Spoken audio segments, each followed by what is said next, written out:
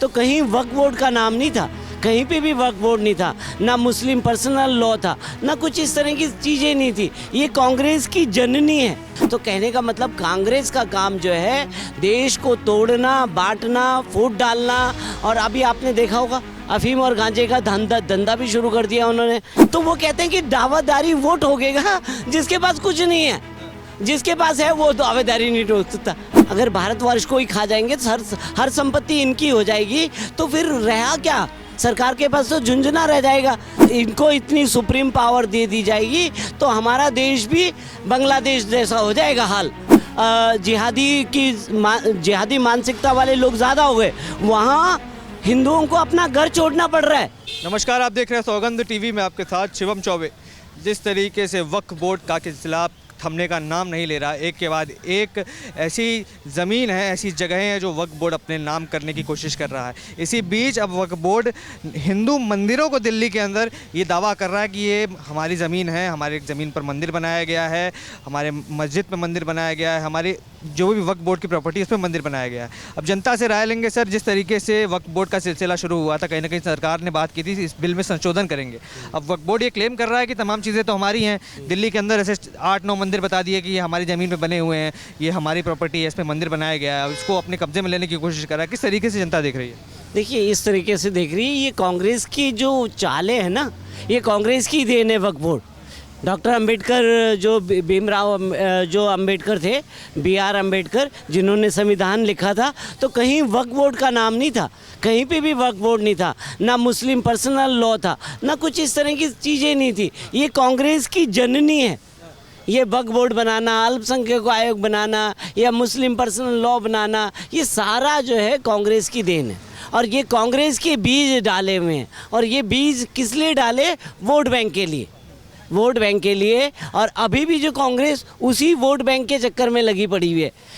कहती है इनको जातियों में बांट दो। अब इसे ये तो पता है कितनी जातियाँ हैं हमारे, 28,000 जातियाँ हैं। और उन जातियों को अगर बांटोगे तो भारत के तो वैसे ही टुकड़े हो जाएंगे। कितने टुकड़े होंगे पता ही नहीं चलेगा कितने टुकड़े हो गए। तो कहने का मतलब कांग्रेस का काम जो है देश को तोड़ना, बांटना, फूट डालना। और अभी आपने देखा होगा अफीम और गांजे का धंधा भी शुरू कर दिया उन्होंने, यहीं दिल्ली में कोकीन मिली। तो कहने का मतलब इन लोगों का क्या है कि यंग जनरेशन को बर्बाद करना। और जो ये इनको अधिकार दे दिया है कि तुम्हारी संपत्ति जहाँ पे तुम हाथ रख दो वहीं तुम्हारी संपत्ति। कल को ये कनॉट प्लेस में हाथ रख दे तो कहे कि कनॉट प्लेस ही हमारा है, वक्फ बोर्ड का हो जाएगा। कहे जी क्या राष्ट्रपति भवन पे हाथ रख दिया तो कहे ये राष्ट्रपति भवन हमारा हो गया। कल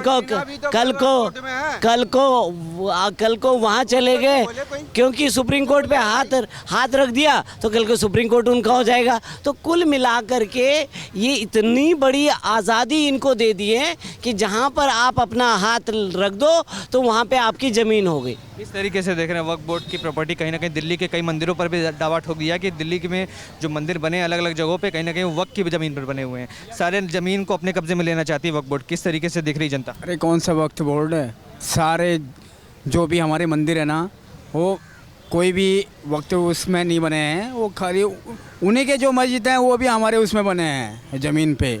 हाँ, मस्जिद हैं, उनकी मज़ारें हैं ना, हमारी ज़मीन पे सरकारी संपत्ति बने हैं, उनको तोड़ना चाहिए उनको। वो तो दावा कर रहे हैं कि जो मंदिर बने वो वक्फ बोर्ड की ज़मीन पे बने हैं। वो तो कहेंगे ना दावा, वो तो दावा करेंगे। वो क्या नहीं दावा करते हैं? पहले से दावा करते हैं, वो क्या नहीं दावा करते हैं। लेकिन इतने जब दावे कर रहे हैं तो कहीं ना कहीं सरकार को भी इस पर कदम उठाने की बात कर रही थी, कह रही थी कि वक्फ बोर्ड अधिनियम लाएंगे, उसको चेंज करेंगे। उसके लिए क्या कुछ हो रहा आगे? अरे कुछ नहीं, ठीक चल रहा है, कुछ नहीं आने वाला। हमारी मोदी जी सरकार कुछ नहीं करती। मैं बता रहा हूँ, मैं नाम बता रहा हूँ। देखिए, सिविल लाइंस के प्राचीन दुर्गा मंदिर पर उन्होंने दावा ठोका है, मंदोली प्राचीन हिंदू मंदिर पर दावा ठोका है, बाकी और भी 6-7 मंदिर हैं जिस पर वो कह रहे हैं कि हमारी ज़मीन पर बनाए गए हैं। बिल्कुल, BK दत्त कॉलोनी में एक मंदिर है, सनातन धर्म मंदिर, काफ़ी साल पुराना है, उसको भी कहते हैं वो हमारी ज़मीन पे। वो मंदिर के पेपर्स उनके पास में पड़े हुए हैं, सब कुछ उनके पास में पड़ा हुआ है, इनके पास कुछ नहीं है, पर ये दावा ठोक देते हैं। भैया आपके पास एविडेंस होना चाहिए ना, बिना एविडेंस के कैसे कह दोगे कि ये हमारी चीज़ है? कल को मैं बोल दूं ये बाइक और जो सौगंध टीवी वाले हैं ये सारा मेरा है तो मेरा हो जाएगा क्या? भाई मेरे पास इसके डॉक्यूमेंट्स होने चाहिए, सौगंध टीवी का सारा कुछ होना चाहिए मेरे पास में, तो तभी तो मैं दावेदारी ठोक सकता हूँ। तो वो कहते हैं कि दावेदारी वो ठोकेगा जिसके पास कुछ नहीं है, जिसके पास है वो दावेदारी नहीं ठोक सकता। तो ये देखिए, ये कहते हैं ना, इसीलिए तो कहते हैं ना अंधा कानून। ये सुप्रीम कोर्ट को सोचना चाहिए कि क्या करने जा रहे हैं और किस तरह से इसका अमेंडमेंट। तो क्यों बदलाव इसीलिए मोदी जी करना चाह रहे हैं कि बदलाव होगा तो जो भी इसके इतने हाथ खुले छोड़ रखे ना, उन पे लगाम लगेगी। और जो आप कहते हो कि हर संपत्ति मेरी है, तो फिर तो भैया पूरा भारतवर्ष को ही खा जाएंगे। अगर भारतवर्ष को ही खा जाएंगे तो हर संपत्ति इनकी हो जाएगी, तो फिर रहा क्या? सरकार के पास तो झुंझुना रह जाएगा। सरकार क्या झुंझुना हिलाएगी? क्या सुप्रीम कोर्ट की ज़रूरत पड़ेगी? क्या हाई कोर्ट की ज़रूरत पड़ेगी? क्या निचली अदालतों की ज़रूरत पड़ेगी? क्या चुनाव होंगे? नहीं होंगे, सब कुछ तो इन्हीं का हो जाएगा।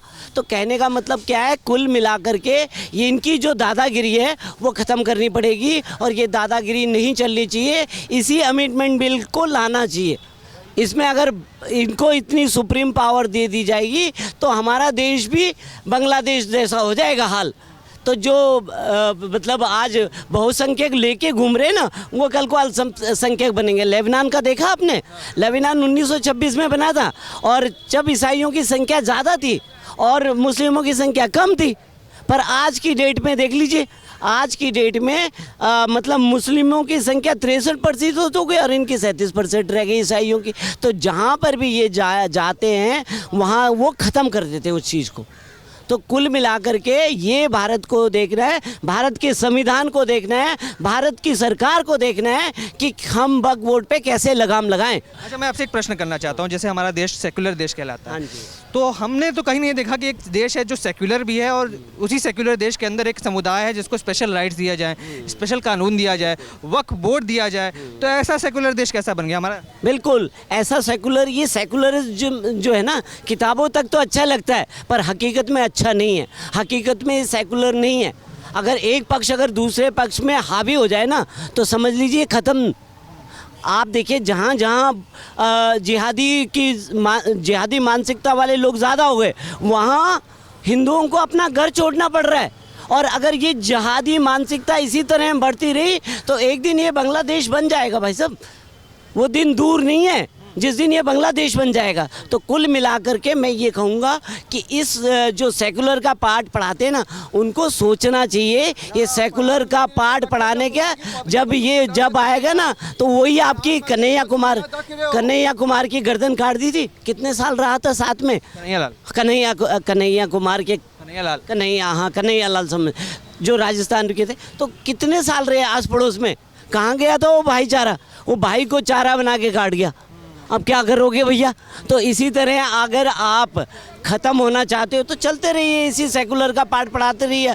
और वो सेकुलर का पार्ट पढ़ाने वाले कौन है? ये विपक्षी लोग, ठीक है, विपक्षी लोग, कांग्रेस वाले का हिंदू को हिंसक बोल रहा है। अगर इसने दूसरे वर्ग को बोला होता ना, तो आज इसकी गर्दन रास्ते किसी चौराहे पे लटकी मिलती। तो कुल मिलाकर के ये जो है सेकुलर का पार्ट पढ़ना ख़त्म हो जाना चाहिए। तो जिस तरीके से देखा आपने जनता की राय, जिस तरीके से वक्फ बोर्ड का अधिनियम एक्ट आने वाला है, उसको लेकर जनता क्या सोच रही है, जिस तरीके से वक्फ बोर्ड ये दावा कर रहा है कि दिल्ली के कुछ मंदिर हैं जो वक्फ बोर्ड की ज़मीन पर बनाए गए हैं, उस पर जनता की राय आप तक हमने पहुंचाई। अब आप क्या विचार रखते हैं वक्फ बोर्ड के बारे में, हमें कमेंट्स करके बताइए। और तमाम ऐसी खबरों के लिए हमारे साथ बने रहें, देखते रहे सौगंध टीवी। धन्यवाद। आप देख रहे हैं सौगंध टीवी, सौगंध वतन की।